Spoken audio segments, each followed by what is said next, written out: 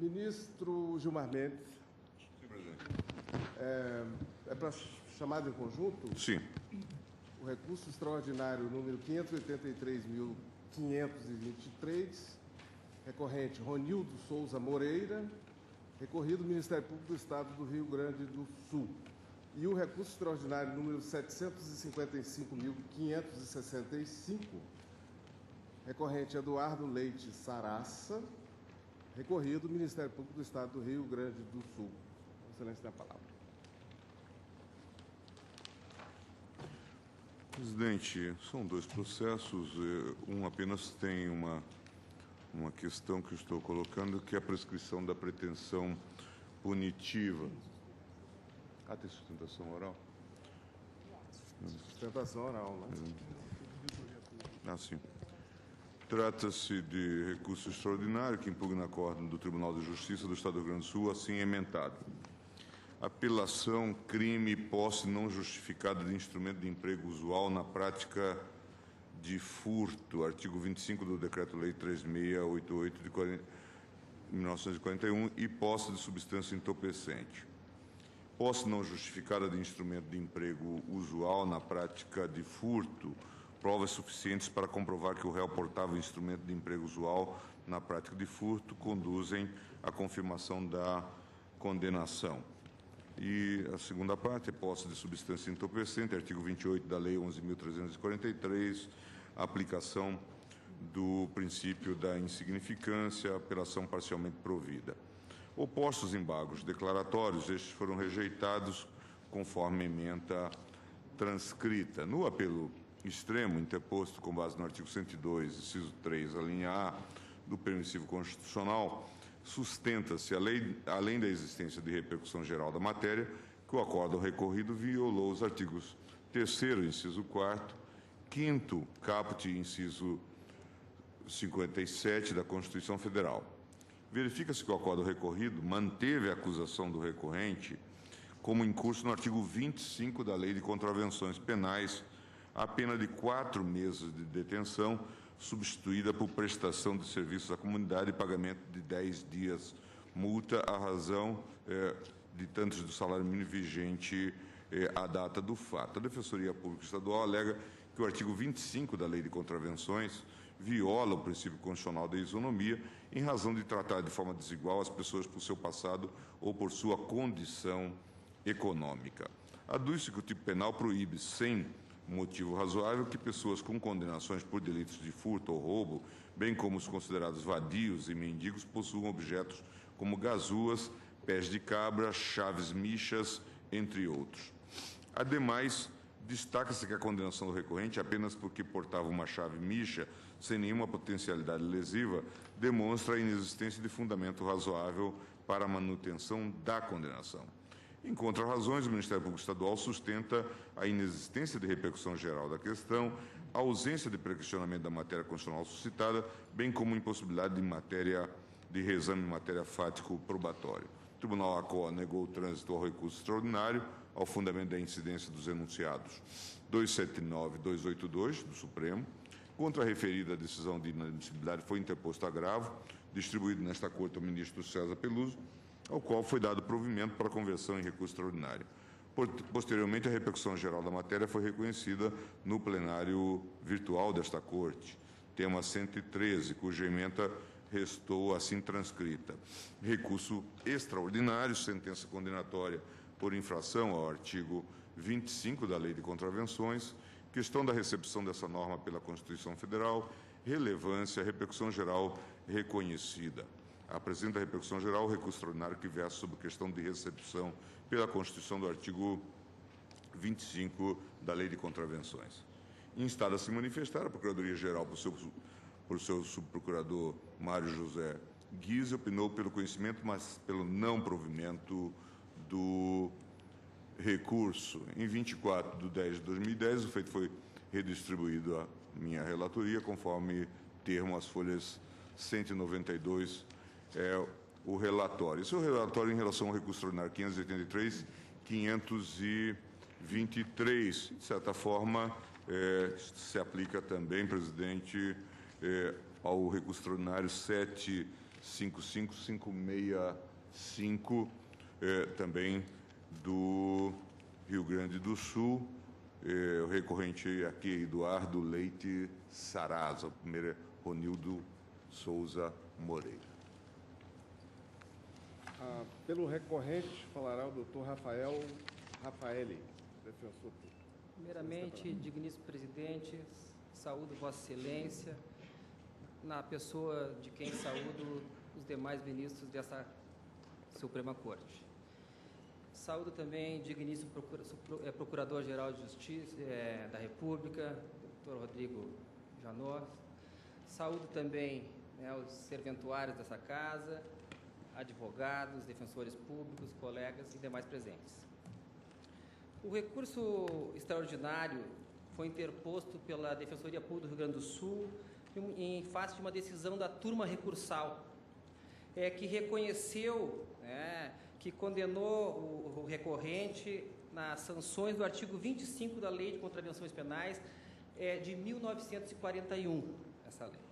E o recurso extraordinário, ele pretende que seja reconhecido a não recepção desse dispositivo que trata do possuir chave falsa ou instrumento normalmente destinado à prática de furto, sem comprovação de destinação legítima, e aí, que está o detalhe, por pessoas condenadas ou em liberdade vigiada, mendigos ou vadios.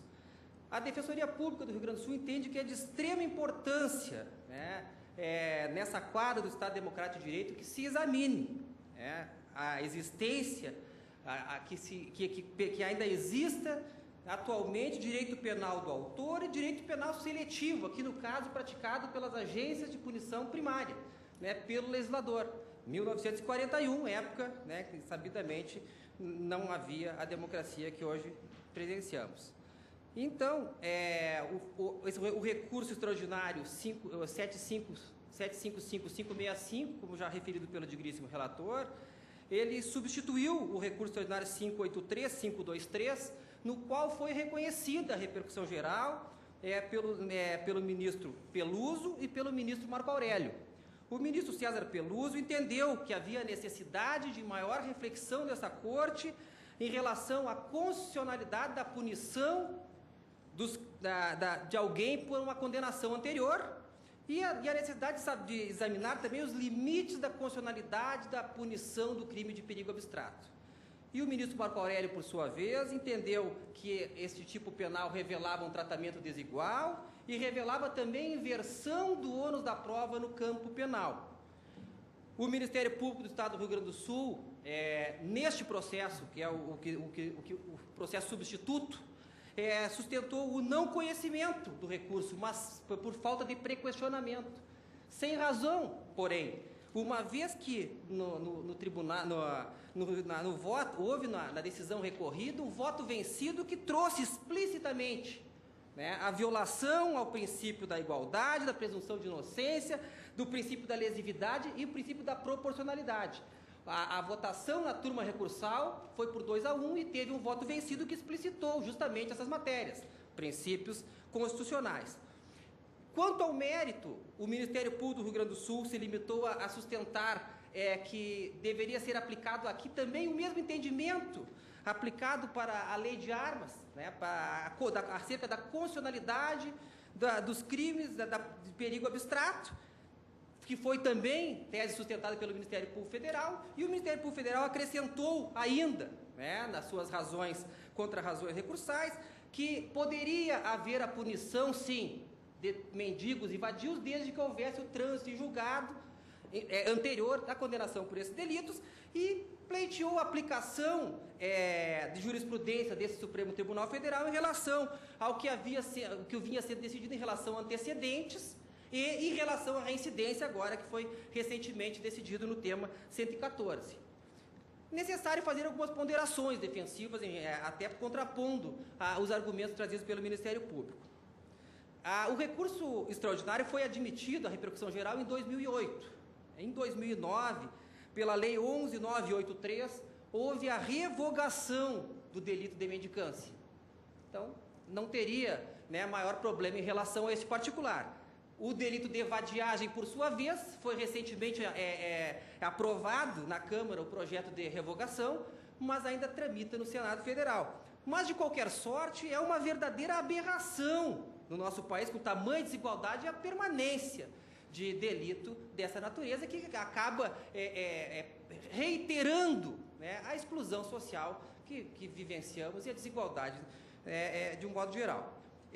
Em relação aos antecedentes, né, que a defesa faz a seguinte argumentação: o tema é que ela é objeto do tema 129, que já foi reconhecida a repercussão geral, no REST 591054 de Santa Catarina, relator ministro Marco Aurélio.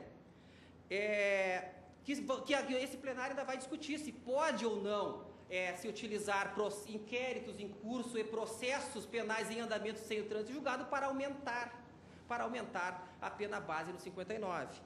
Ocorre que já há precedentes dessa casa, do ministro Peluso, no HC 97400 de Minas Gerais, e há, atualmente, de conhecimento de todos, uma súmula já no Superior Tribunal de Justiça, a súmula 444, que veda que se considere processos em curso, inquéritos e processos em andamento sem trânsito julgado para exasperar as penas, até porque, após uma absolvição, a pena já teria sido fixada em patamar indevido.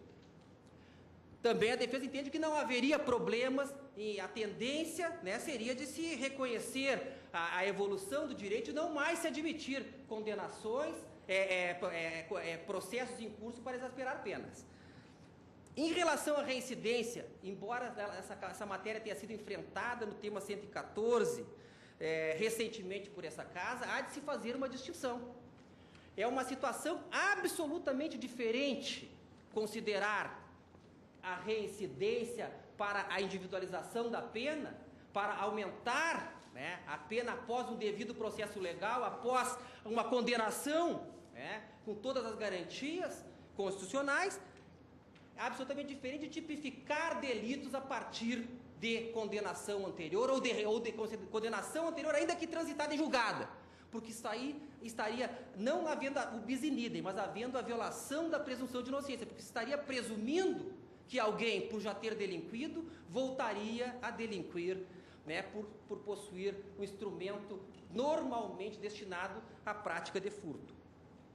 Em relação à questão do crime de perigo abstrato, pensa-se que aqui, com muita propriedade, o ministro Peluso, quando reconheceu a repercussão geral, invocou essa Corte Suprema a examinar os limites da constitucionalidade do crime de perigo abstrato.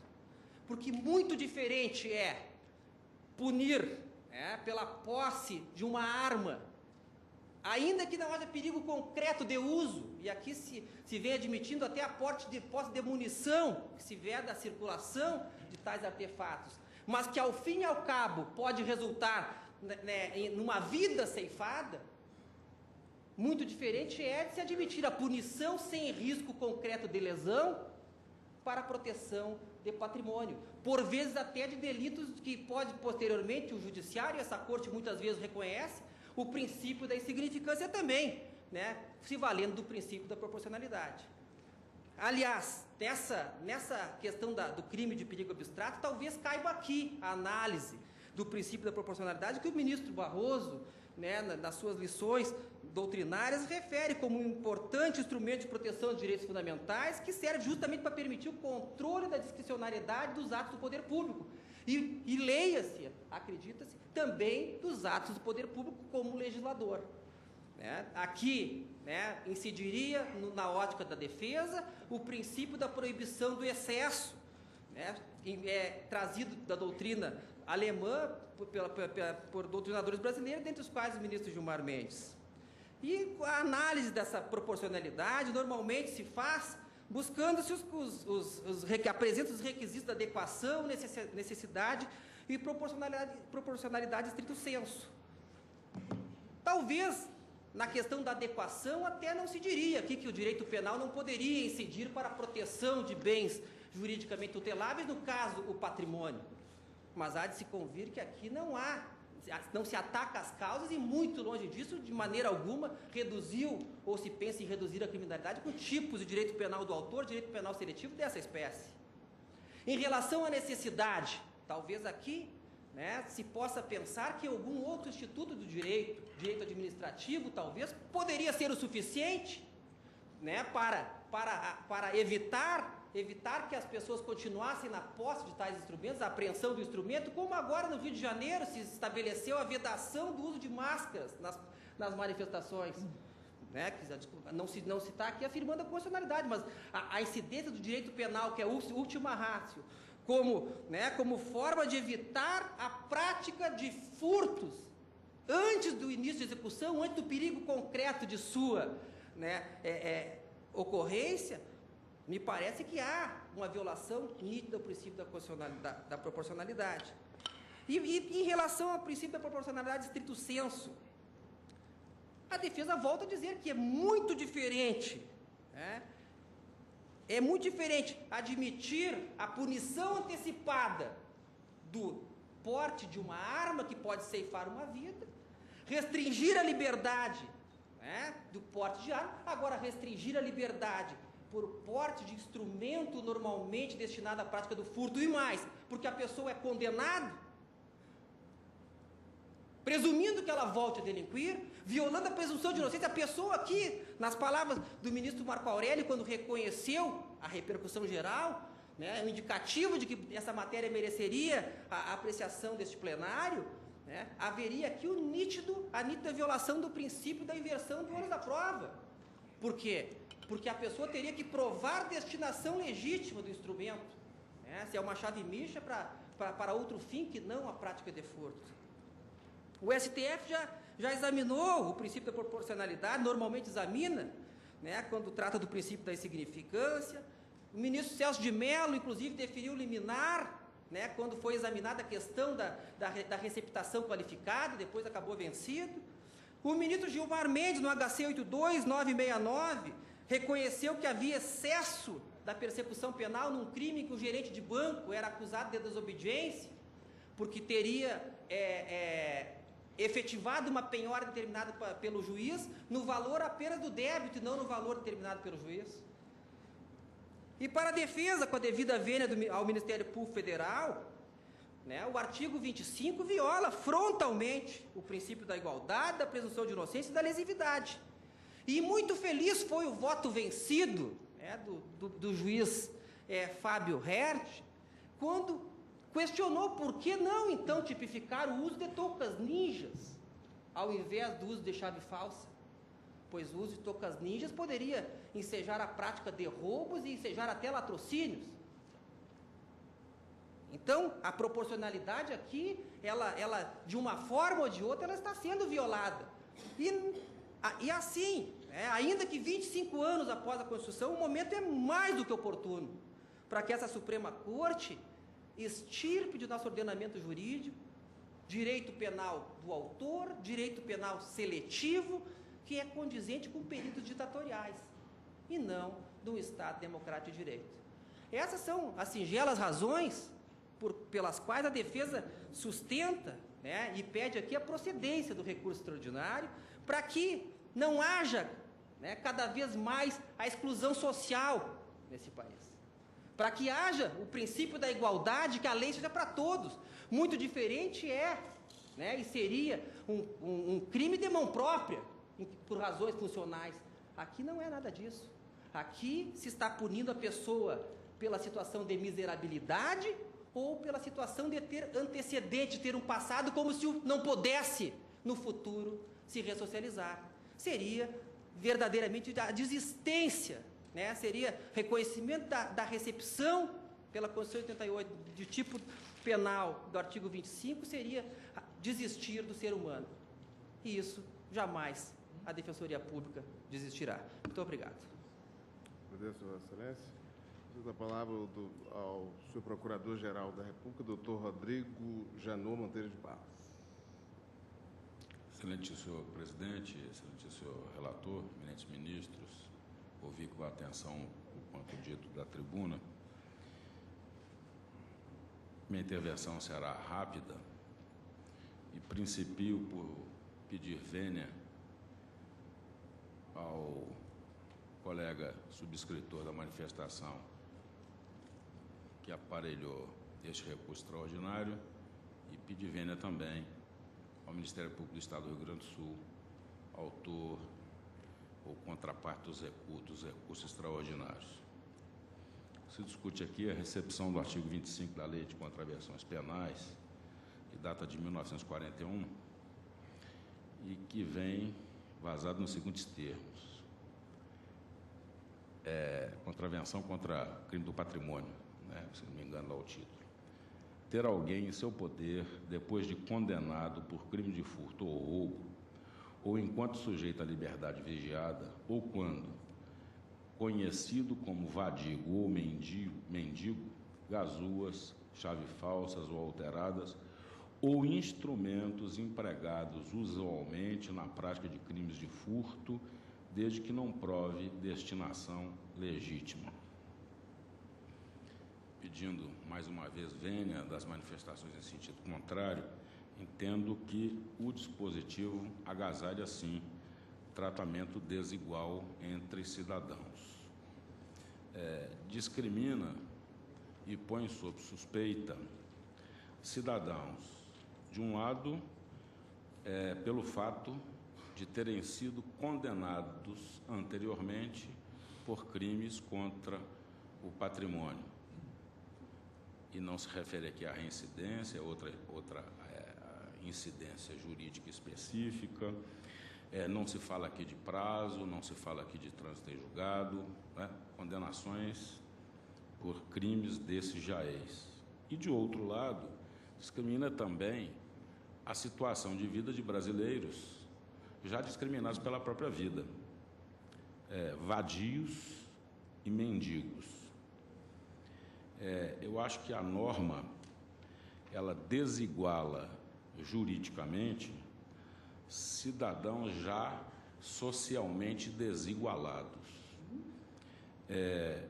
A norma, ao invés de procurar restabelecer o equilíbrio entre situações díspares, ao meu sentir, data vênia, acaba por acentuar essa iniquidade. Ela acaba por inverter o princípio constitucional da presunção de inocência. Em razão desses fundamentos breves, mais uma vez, eu vou vou retificar a manifestação anterior do Ministério Público Federal por entender que a norma não foi recepcionada pela Constituição de 1988 e propugnar pelo provimento de ambos os recursos extraordinários, senhor presidente. É como tem a manifestar. Ministro Gilmar. Nesse foro do recurso extraordinário 755-565, recorrente Eduardo Leite Sarassa, porque o 583523 tem uma questão a propósito da prescrição. Então, falo deste caso para depois, se for.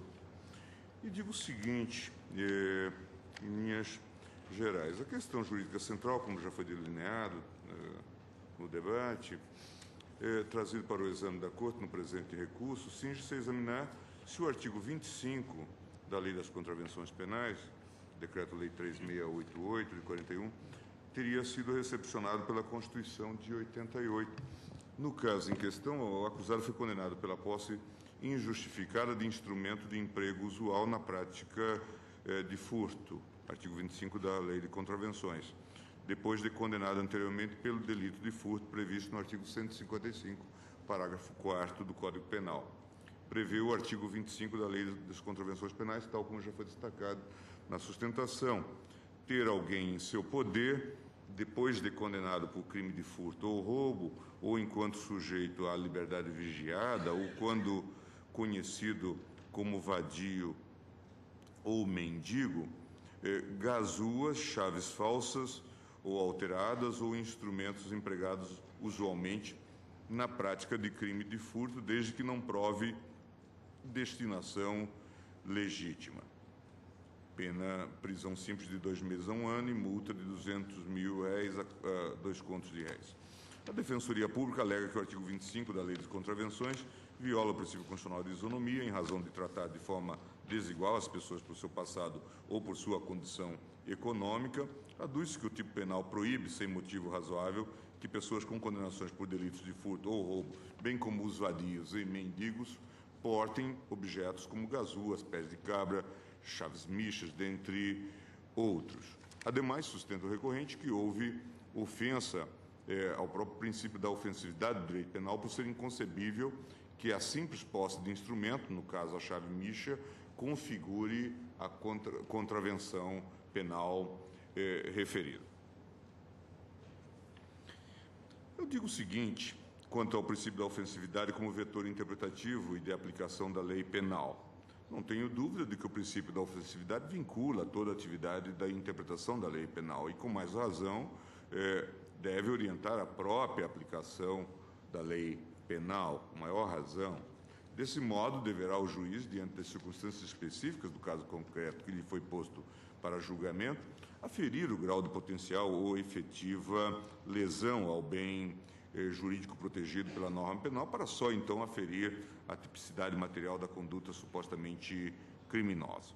Conforme ressaltei no voto acerca da tipicidade do crime de porte ilegal de arma de fogo desmuniciada, tendo que esta Corte deve consagrar o princípio da lesividade, intrinsecamente conectado com o princípio da proporcionalidade como limite não apenas à atividade judicial de interpretação, aplicação das normas penais, mas também à própria atividade legislativa de criação, conformação dos tipos legais incriminadores, o que estaria a possibilitar o exercício da fiscalização por parte da jurisdição constitucional da constitucionalidade das leis em matéria penal. E aí repassa, então, uma série de considerações a propósito dessa temática que eu vou poupar os senhores da leitura, a propósito da aplicação do princípio da proibição do excesso e da proibição também da proteção deficiente, tal como desenvolvido no direito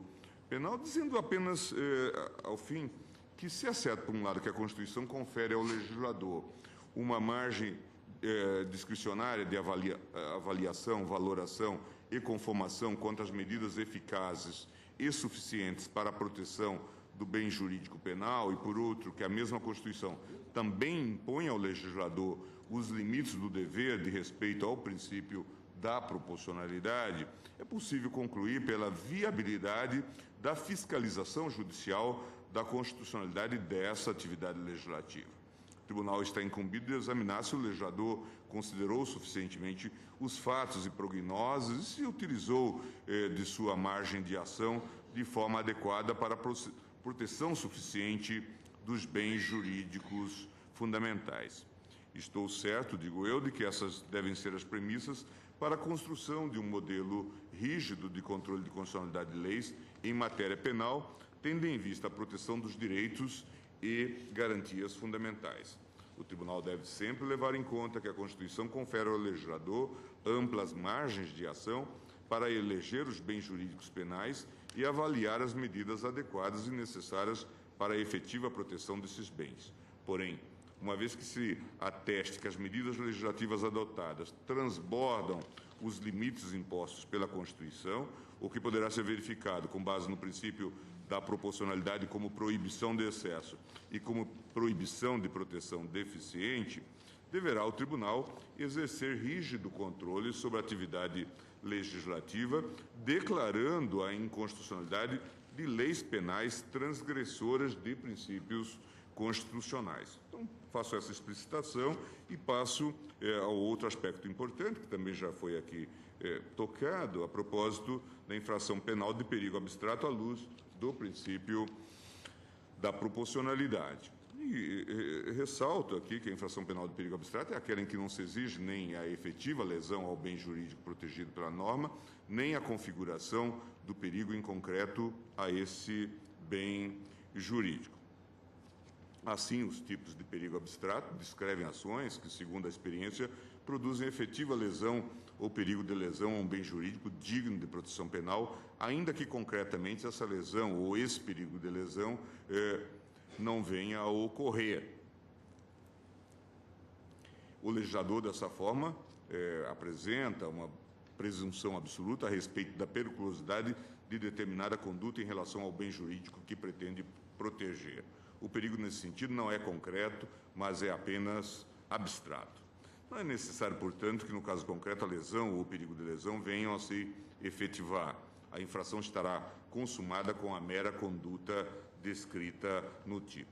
Com isso, não é difícil entender as características e os contornos da delicada relação mantida entre as infrações de perigo abstrato e os princípios da exclusiva proteção de bens jurídicos, da lesividade ou ofensividade, ou mesmo da culpabilidade e da presunção de inocência, os quais, não há dúvida, estão intrinsecamente relacionados com o princípio da proporcionalidade.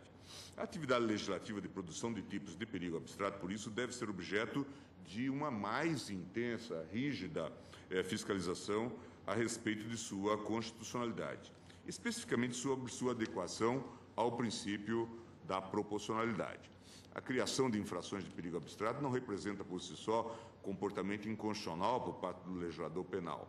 A tipificação de condutas que geram perigo em abstrato muitas vezes acaba sendo a melhor alternativa ou a medida mais eficaz para a proteção de bens jurídicos penais supraindividuais ou de caráter coletivo, como o meio ambiente, por exemplo. A antecipação da proteção penal em relação à efetiva lesão torna mais eficaz, em muitos casos, a proteção do bem jurídico. Portanto, pode o legislador, dentro de suas amplas margens de avaliação e de decisão, definir quais as medidas mais adequadas e necessárias para a efetiva proteção de determinado bem jurídico, o que lhe permite escolher espécies de tipificação próprias de um direito penal de caráter preventivo. Apenas a atividade legislativa que, nessa hipótese, transborde os limites da proporcionalidade poderá ser taxada de inconstitucional. Dessa forma, presidente, remanesce a verificação do controle de adequação e a necessidade da medida, aferindo-se o propósito almejado pela lei realmente pode ser obtido com a providência proposta. Importante ressaltar que, quanto às infrações penais, o sistema adotado pelo nosso ordenamento jurídico é bipartido, assim como o sistema alemão e o italiano. Nesses sistemas, condutas puníveis dividem-se em crimes ou delitos, que são considerados sinônimos, e contravenções. A diferença entre essas duas espécies, como acentua a doutrina, tão somente no âmbito das penas combinadas, que no caso da contravenção consiste em prisão simples ou multa. E quando se tratar de crime, as penas serão de reclusão ou de detenção. Eu cito, a propósito, as lições de César Bittencourt. Desse modo, dado ao caráter fragmentário subsidiário do direito penal, é que tanto os crimes quanto as contravenções penais devem ser objeto de rígida fiscalização a respeito de sua constitucionalidade, especificamente sobre sua adequação ao princípio da proporcionalidade. Em caso o legislador elegeu o fato de ter alguém em seu poder, depois de condenado por crime de furto ou roubo, ou enquanto sujeito à liberdade vigiada, ou quando conhecido como vadio ou mendigo, objetos como gazua, chaves falsas ou alteradas, ou instrumentos empregados usualmente na prática de crime de furto, desde que não prove destinação legítima. Pelo texto, verifica-se que a contravenção impugnada é de mera conduta, ou seja, a ação em si, independentemente de desdobramentos, de possuir injustificadamente instrumentos de uso comum na prática do crime de furto. No entanto, para que se configure a infração penal, a norma em comento exige uma condição específica do agente, qual seja que ele tenha sido previamente condenado por crime de furto ou roubo, ou que esteja em liberdade vigiada, ou ainda que seja conhecido como vadio ou mendigo. Presidente, estou certo que o legislador, ao criar essa espécie de contravenção penal, na verdade, antecipou-se aos possíveis e prováveis resultados lesivos com a clara intenção de evitar que novos crimes de furto fossem cometidos. Parece ser essa a lógica. Conforme dito acima, a criação de infrações de perigo abstrato não representa, por si só, comportamento inconstitucional por parte do legislador penal. O próprio preceito consagrado pelo nosso ordenamento jurídico adota um sistema cautelatório e preventivo que permeia, de um modo geral, toda a lei de contravenções penais, que tem como objetivo evitar que crimes considerados como infrações mais graves venham a ocorrer. Inclusive, é importante salientar que o nosso ordenamento adota diversos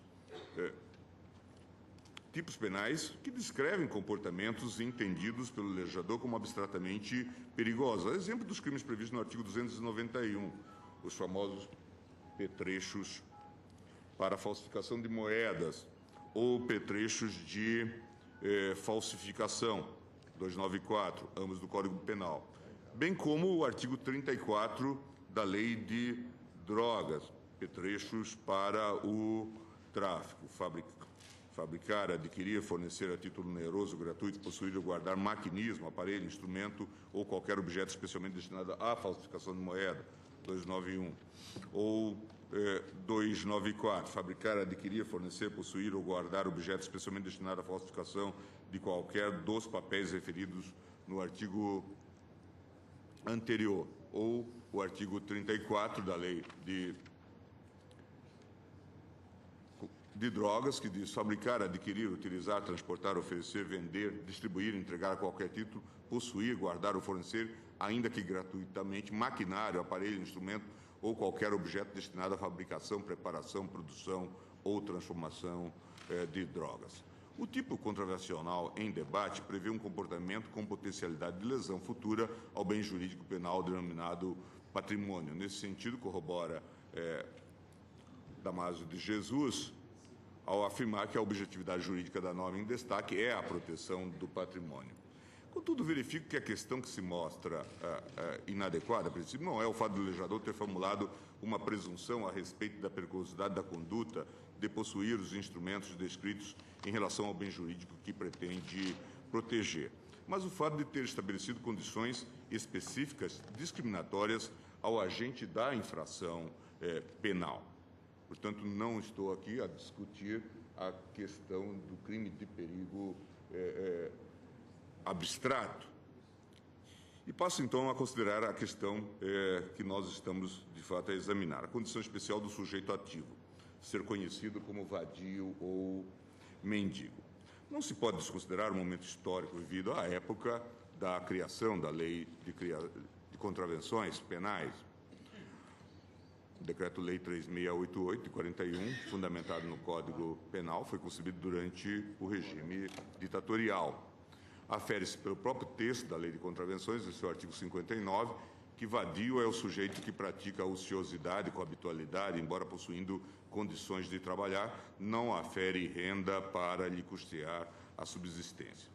Verifica-se que a lei pune o fato de alguém, no caso do artigo 59, entregar-se habitualmente à ociosidade, sendo válido para o trabalho.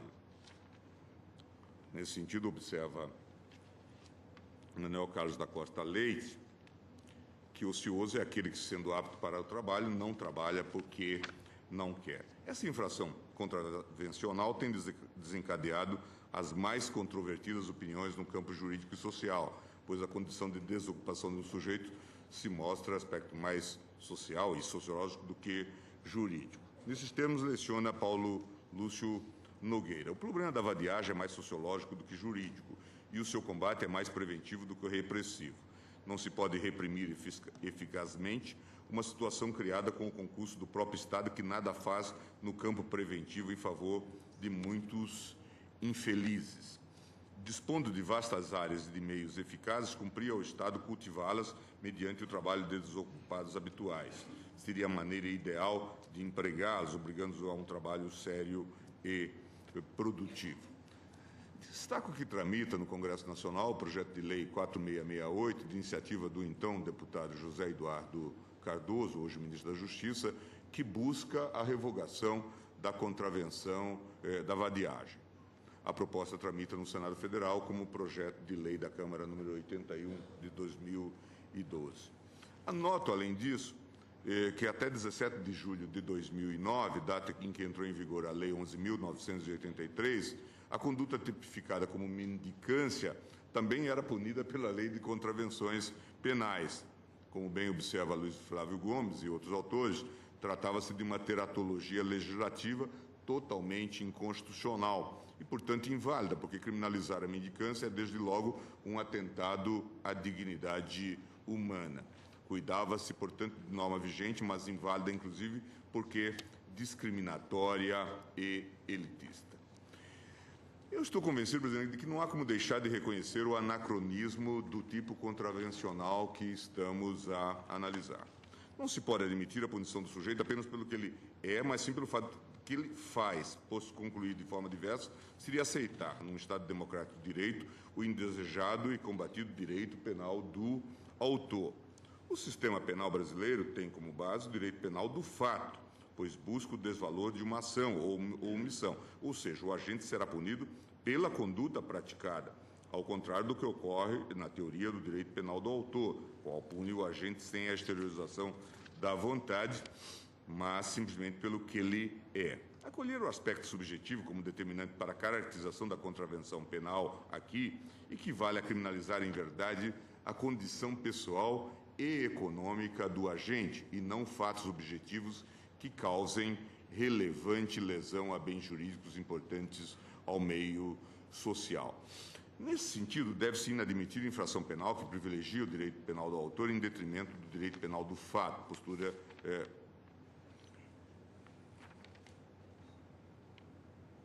adequada para os sistemas autoritários.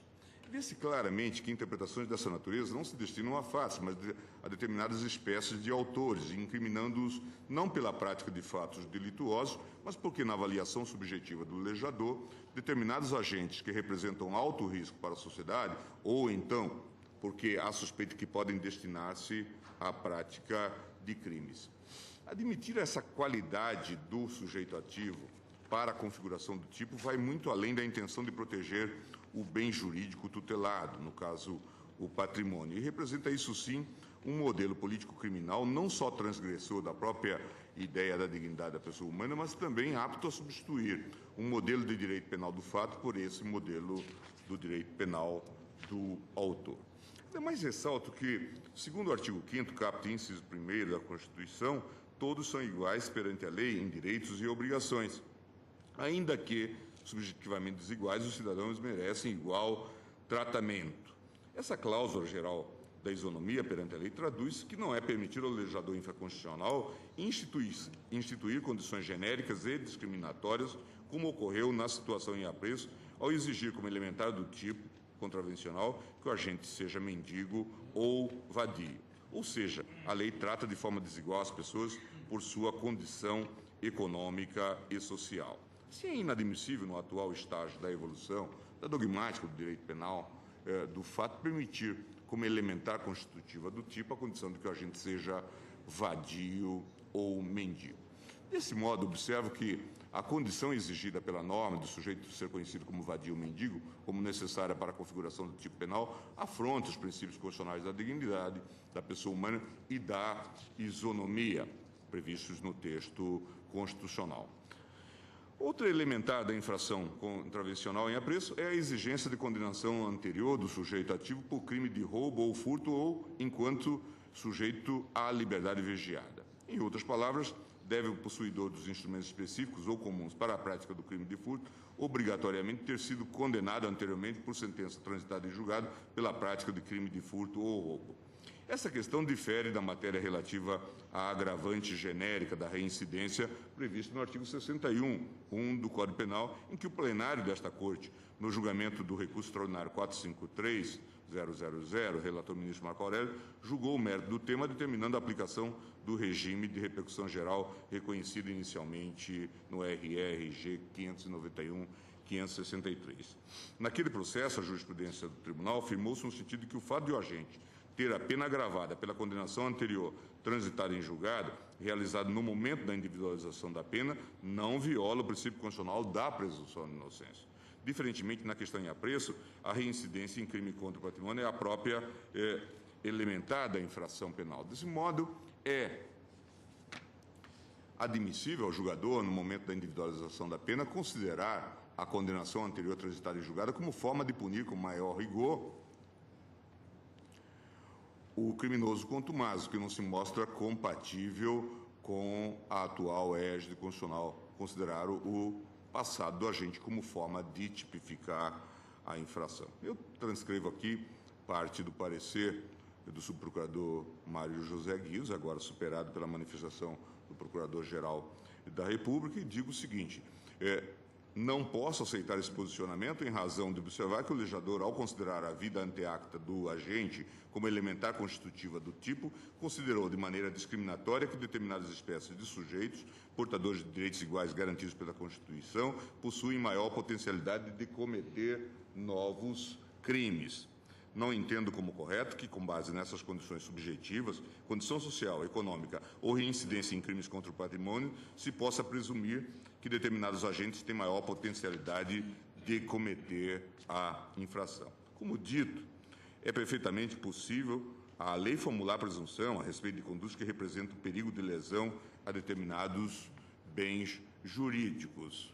Além disso, somos os argumentos já expostos acerca da violação do princípio constitucional da isonomia, pois aqui o tipo contravencional exige de forma arbitrária e discriminatória que o agente tenha sido previamente condenado pelos crimes de roubo ou furto ou que esteja sujeito à liberdade vigiada. Dessa forma, a previsão da contravenção penal de posse injustificada de instrumentos de emprego usual na prática de furto por agente, depois de condenado por crime de furto ou roubo, ou enquanto sujeito à liberdade vigiada, se mostra atentatória também aos princípios constitucionais da dignidade da pessoa humana e da isonomia previstos na Constituição. Eu repasso também essa questão na perspectiva da proporcionalidade, dizendo que a medida não é adequada, ela não é necessária e ela não passa num juízo de proporcionalidade em sentido estrito. E eu estou, por isso, dando provimento ao recurso extraordinário, por reconhecer no acordo recorrido a violação aos princípios já referidos, e estou consagrando a não recepção do artigo 25 da Lei de Contravenções Penais pela Constituição de 88 e absolvo o recorrente nos termos do artigo 386, inciso 3 do Código de Processo Penal. É como voto. Portanto, ministro Gilmar, no caso 583523, Vossa Excelência reconheceu a prescrição. Não, exatamente essa questão é que eu queria... duas palavras, eu queria dizer que aqui seria, em princípio, inevitável. Eu queria colocar isso como questão de ordem. Eu estava querendo me manifestar, embora houvesse aqui a prescrição, eu estou dizendo o seguinte: entendo que esta Corte deve enfrentar o mérito do apelo extremo, porque, caso seja reconhecida a não recepção da norma penal pela Constituição Federal e, portanto, a atipicidade da conduta do recorrente, as consequências da decisão serão mais benéficas que a extinção da punibilidade pela perda da pretensão punitiva do Estado. Por isso, a minha proposta era no sentido de que superássemos aqui também a prescrição e emitíssemos... então, eu opino no sentido da superação da prescrição, com a finalidade de permitir o exame de mérito deste recurso também.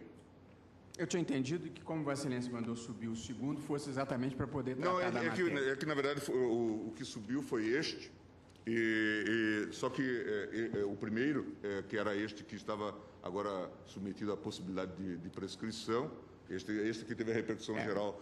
Foi o que eu entendi. E eu estou de acordo.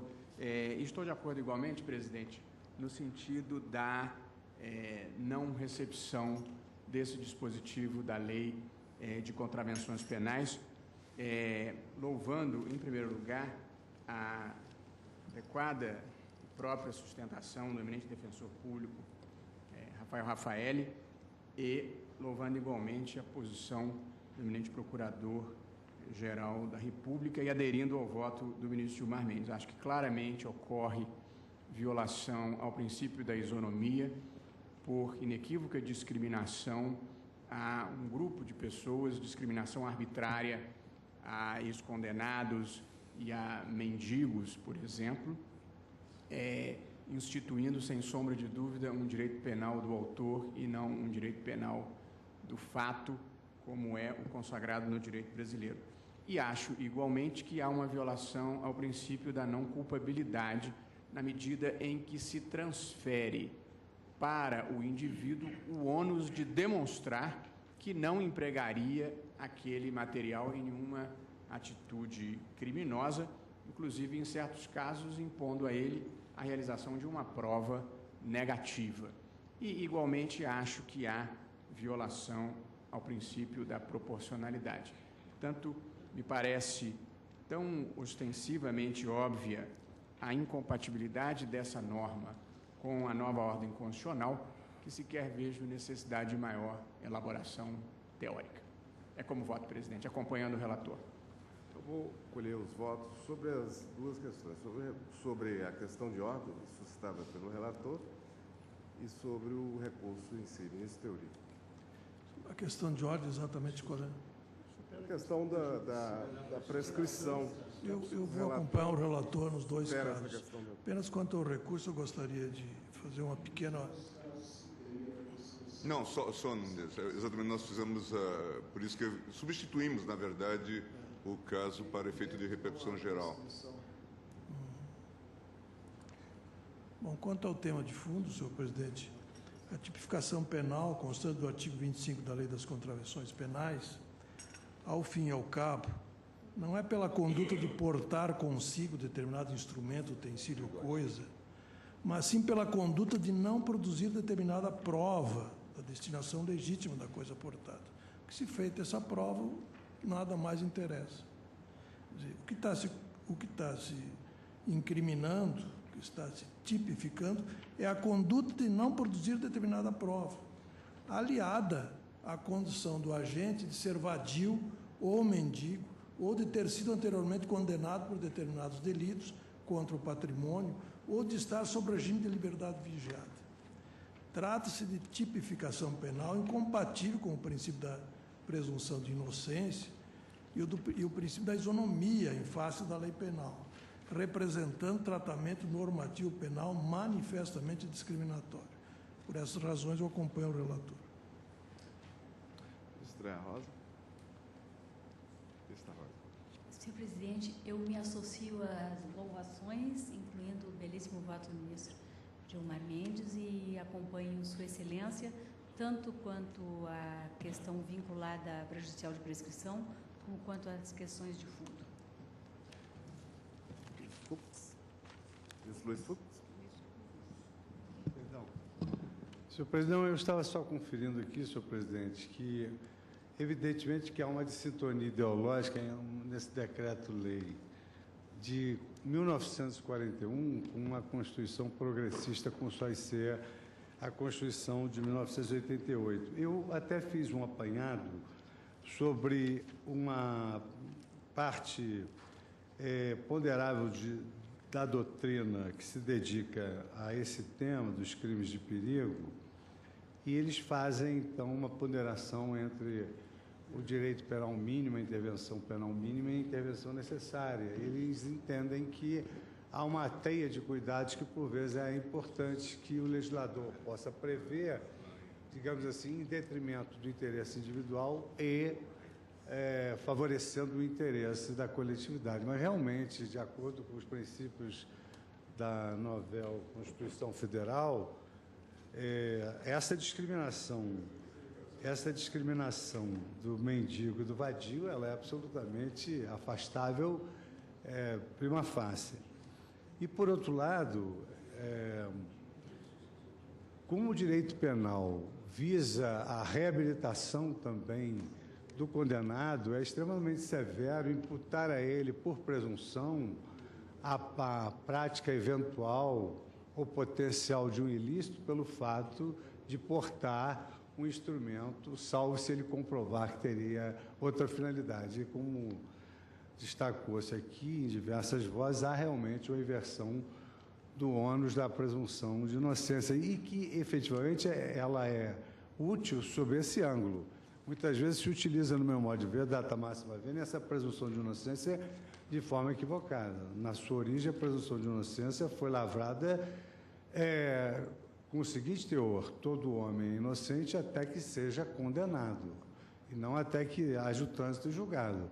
Por isso é que, muitas vezes, se denota paradoxal para nós que o homem condenado no primeiro grau, condenado no Tribunal de Apelação, condenado no Superior Tribunal de Justiça, crimes bárbaros, entra aqui inocente no Supremo Tribunal Federal. Mas, nesse caso, realmente, há uma afronta à presunção da inocência, que a prova primeira é exatamente a prova estatal da acusação. com esses fundamentos e que, com as minúcias com que o ministro Gilmar Mendes concluiu o seu pensamento, eu acompanho integralmente.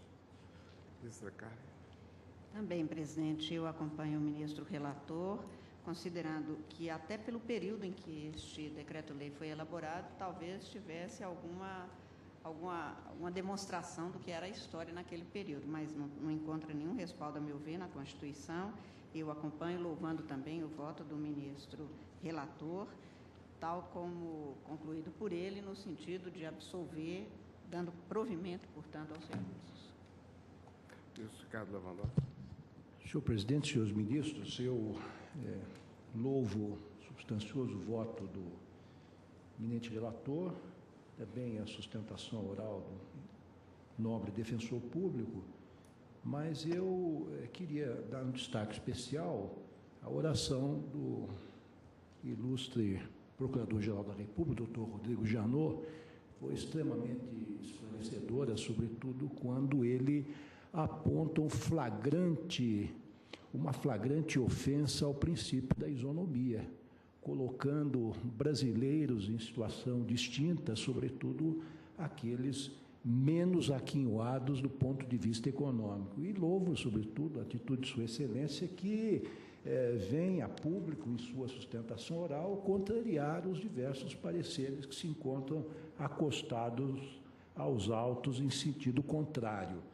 Eu acompanho os colegas que me precederam apontando exatamente ofensa ao princípio da presunção de inocência, ao princípio da proporcionalidade, mesmo da razoabilidade, da isonomia, como já ressaltei, e a irrazoabilidade, sobretudo, porque, na verdade, esse artigo 25 da Lei das Contravenções Penais, ele pressupõe uma conduta reveladora de uma predisposição à prática de um crime, ou seja, um exercício de futurologia.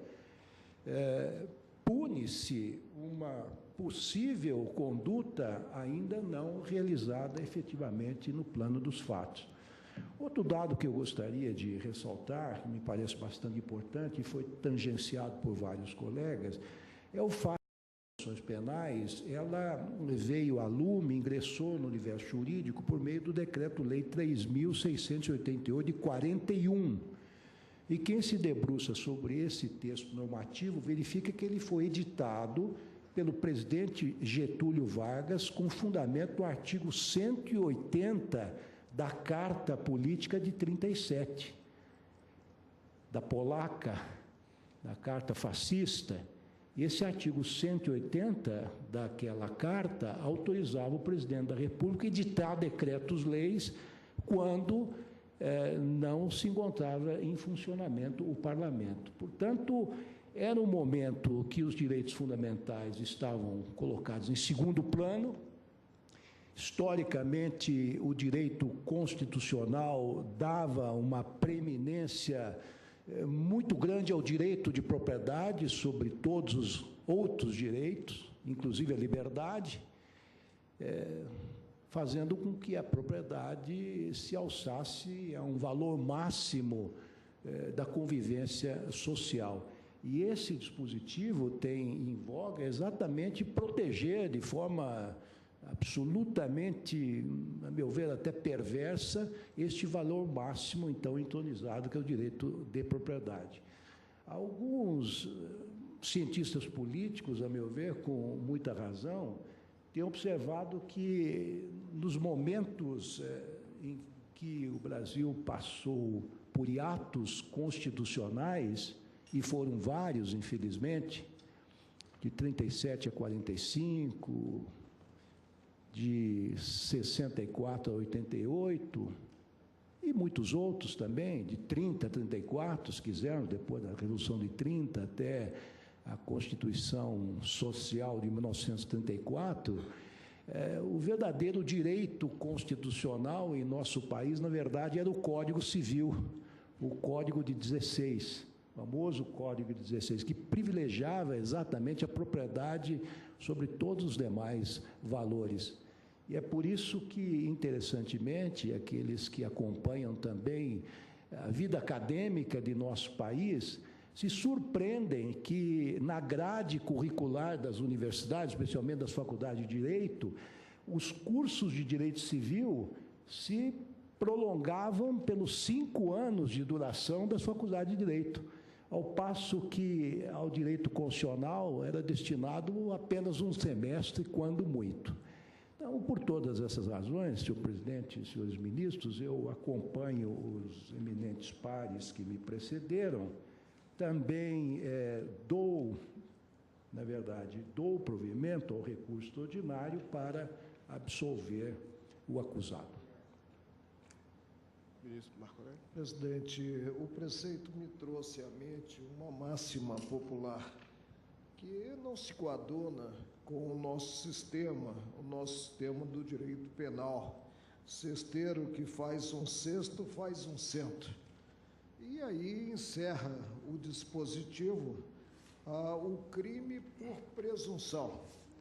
E implica ou implicava o tratamento diferenciado presente um cidadão que já teria prestado contas à justiça, simplesmente por ter sido condenado anteriormente por crime de furto ou roubo.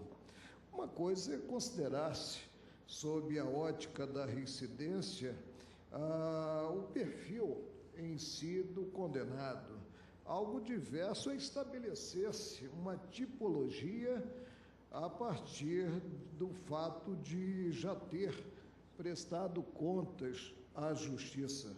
Mais do que isso, como ressaltado da tribuna, tem-se a inversão do ônus da prova, ou seja, se porta o condenado anteriormente por crime de furto ou roubo. Uma dessas ferramentas mencionadas, e aqui se alude que usualmente, o advérbio de modo, nem sempre, portanto, são utilizadas na prática de crime de furto, tem-se a presunção da culpa, devendo ele provar a inocência. Conflita, presidente, o preceito, e é uma pérola em termos de conflito, com o nosso sistema penal, e mais do que isso, com o princípio constitucional da não culpabilidade. Acompanho, portanto, o relator, cumprimentando pelo voto proferido, também cumprimento na reconsideração do parecer o nosso Procurador-Geral da República e o ilustre defensor público, né, que fez a sustentação da tribuna. É como voto. Ministro. Senhor presidente, eu inicialmente quero destacar, embora desnecessário fazê-lo, o magnífico voto proferido pelo eminente ministro relator, que abordou com absoluta propriedade temas do mais alto relevo que permitem examinar a norma penal em causa, fundada no artigo 25 da Lei das Contravenções Penais, em face de princípios consagrados pelo texto da Constituição da República,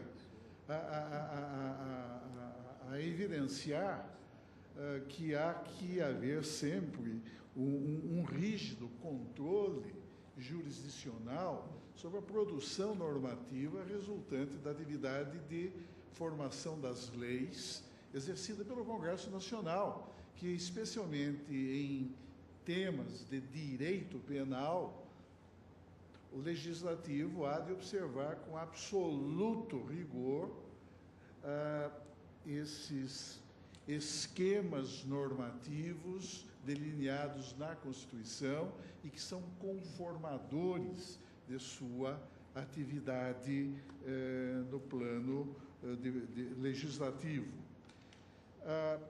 Também destaco as sustentações orais produzidas pelo ilustre defensor público e pelo eminente Procurador-Geral da República que convergem no sentido de destacar esses vários aspectos que agora estão sendo debatidos pelo tribunal. Se me fosse lícito, em sede de recurso extraordinário, examinar questões meramente legais, ainda assim chegaria à conclusão de que não pode subsistir a regra inscrita no artigo 25 da Lei das Contravenções Penais. Mas, na verdade, quer dizer, atendo estritamente ao domínio temático que se permite no exame do recurso extraordinário, a mim me parece também que a regra em questão deve constituir objeto de um juízo negativo de recepção em face de sua incompatibilidade com o texto constitucional superveniente, vale dizer, com o texto da vigente Constituição, de tal modo que seja possível vislumbrar-se nesse preceito primário, inscrito no artigo 25 da Lei da Contravenção Penal, uma situação de múltiplas inconstitucionalidades, considerados os diversos postulados que são invocados como referências paradigmáticas, a começar pela própria presunção constitucional de inocência, que no nosso sistema normativo somente cede após o trânsito em julgado da sentença penal condenatória, como claramente preceitua o inciso 57 do artigo 5º da Lei Fundamental, da nossa Declaração Constitucional de Direitos. Também o princípio da proporcionalidade, que atua como um pressuposto de aferição da validade material de normas legais em face do texto da Constituição, especialmente se analisado como, no caso, numa de suas duas perspectivas. Nós sabemos que esse postulado admite, ao menos, uma análise a partir ou da proibição de excesso, que é o que se coloca aqui, ou da proibição da proteção insuficiente ou da proteção deficiente. No caso, a proibição de excesso, a mim me parece, foi claramente transgredida pelo legislador comum. De outro lado, é preciso também sempre considerar a configuração típica dos diversos ilícitos penais, e nós sabemos que no direito brasileiro as infrações penais observam uma classificação dicotômica, crimes e contravenções penais, como aqui foi dito pelo eminente ministro relator, inexistindo, na verdade, distinção qualitativa ou ontológica ou de essência entre contravenções penais e crimes. Na verdade, a única distinção que há é de caráter meramente quantitativo. Mas o que se nota na relação dos diversos tipos penais definidos na Lei das Contravenções Penais, que data de 1941, como aqui salientado agora pelo eminente ministro Ricardo Lewandowski, editado, outorgado, não é, pelo então ditador Getúlio Vargas, com base precisamente nesse artigo 180 da Carta de 1937, mas, na verdade, as ações são verdadeiras, digamos, a repressão penal, na verdade, objetivava muito mais prevenir possíveis práticas delituosas. Esta certamente foi a própria inspiração do legislador no caso, mas que diverge, conflita com a concepção que deve prevalecer, especialmente em Estados fundados em bases democráticas, cujo ordenamento consagra o direito penal do autor. o direito penal do fato, desculpe, o direito penal do fato, mas repudia o direito penal do autor. Tanto que o artigo 25 consagra uma anômala culpabilidade pela conduta devida. Se nós formos estudar os diversos penalistas, sejam autores estrangeiros ou brasileiros, nós verificaremos que no estudo da culpabilidade há diversas abordagens teóricas possíveis. Uma delas, própria de ordens mais autoritárias, coloca em evidência a denominada culpabilidade pela conduta devida, ou, como alguns a denominam, culpabilidade de caráter ou culpabilidade de tendência, presumindo-se, e esse é o ponto realmente sensível na descrição típica, presumindo-se uma possível ação delituosa do agente e em ordem a preveni-la, é que se pune, ainda que a título de mero ilícito contravencional. E na verdade, com isso daí, quer dizer, ignora-se um postulado básico, essencial em direito penal, que é o da ofensividade.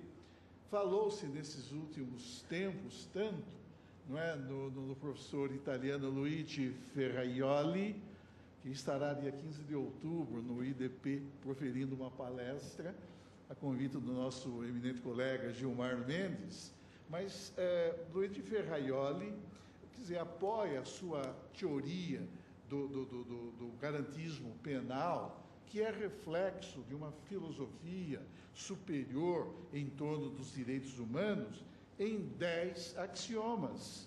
10 axiomas, todos eles impregnados de uma dimensão universal, e cuja formulação constitui a expressão mesma de conquistas históricas e seculares em defesa das pessoas em geral e dos grupos vulneráveis em particular, notadamente quando estabelecida aquela relação de polaridade conflitante entre a pretensão punitiva do Estado de um lado e a pretensão de preservação da liberdade individual de outro. E ao relacionar esses 10 axiomas, refere-se Ferraioli ao fato de que é o princípio da necessidade, ou seja, não deve haver lei penal sem que haja uma razão de necessidade, e não há necessidade sem que exista ofensividade.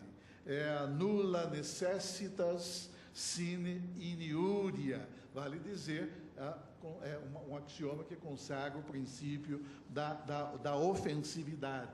E esse é um ponto que me parece também realmente importante, porque ainda que se pudesse reconhecer como subsistente a norma penal inscrita no artigo 25 da Lei das Contravenções Penais, quer dizer, não se vislumbra, não é, na conduta do agente, não é, aquele ato necessário de criar ou de provocar uma situação caracterizadora de risco proibido e irrelevante.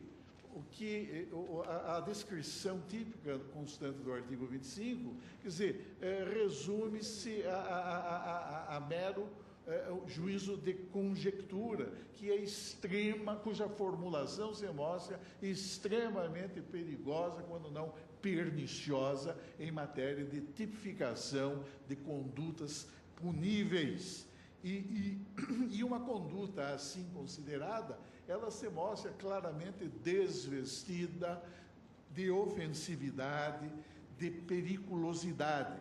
Tem uma posição pessoal, sei que, inclusive já uma posição vencida na Colenda segunda turma, mas sempre me preocupou a questão da própria constitucionalidade da definição em sede legal de tipos penais que consagrem infrações de mero perigo abstrato.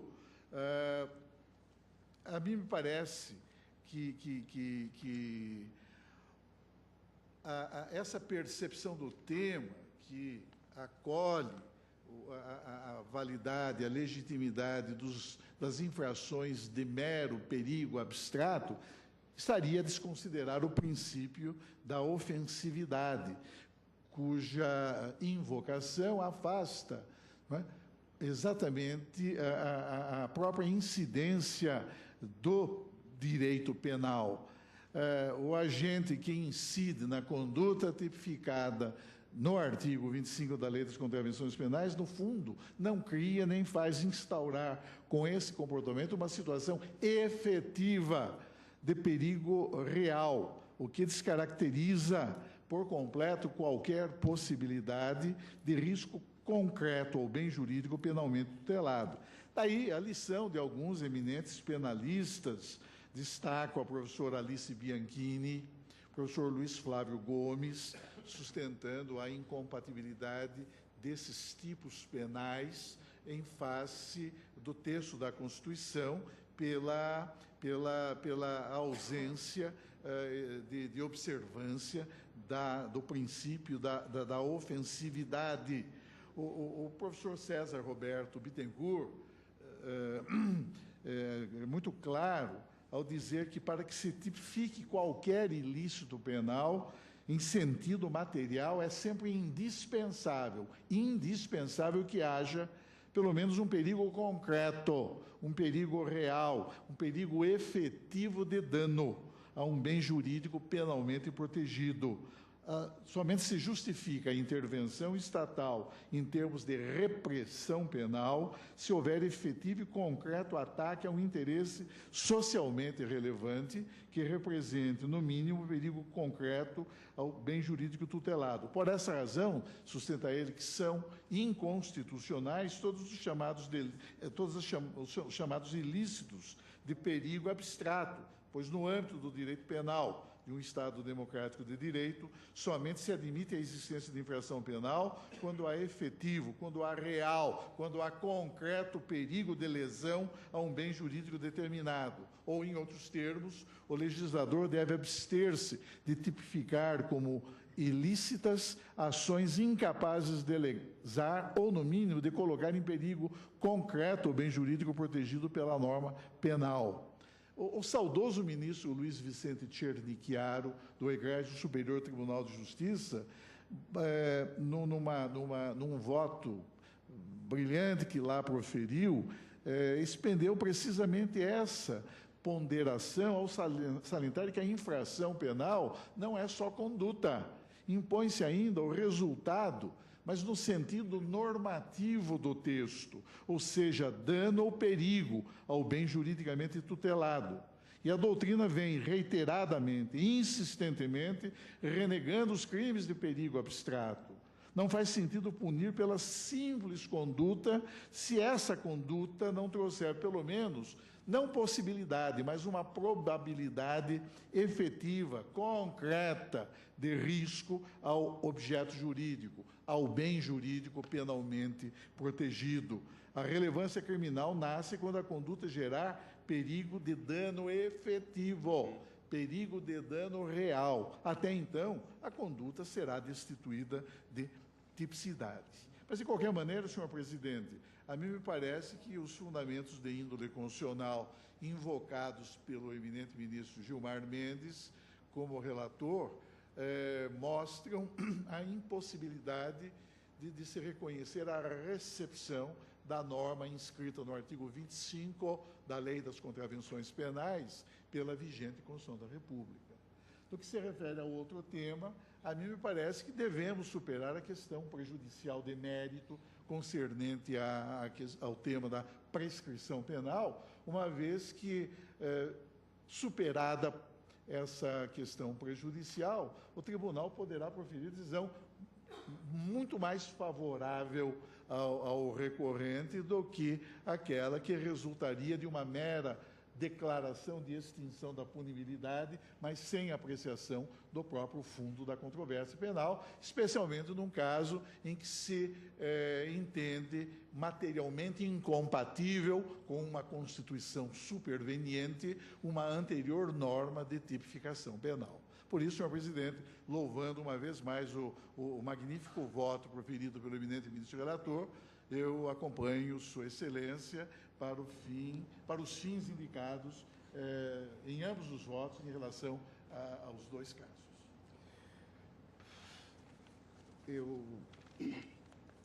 A propósito desse caso, eu não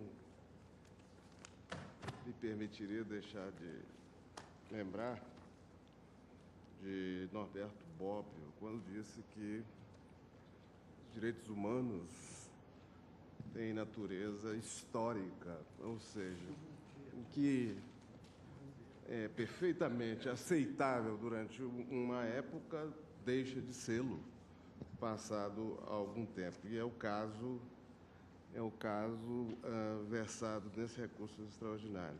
Eu louvo o voto do eminente relator, bem como o magnífico trabalho realizado pela Defensoria Pública do Estado do Rio Grande do Sul ao trazer esta causa ao Supremo Tribunal Federal. Eu acompanho o relator e proclamo o resultado.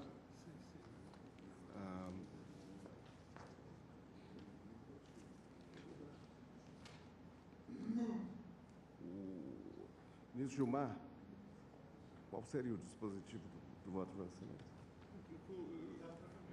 Estou dando provimento aos ambos os recursos extraordinários.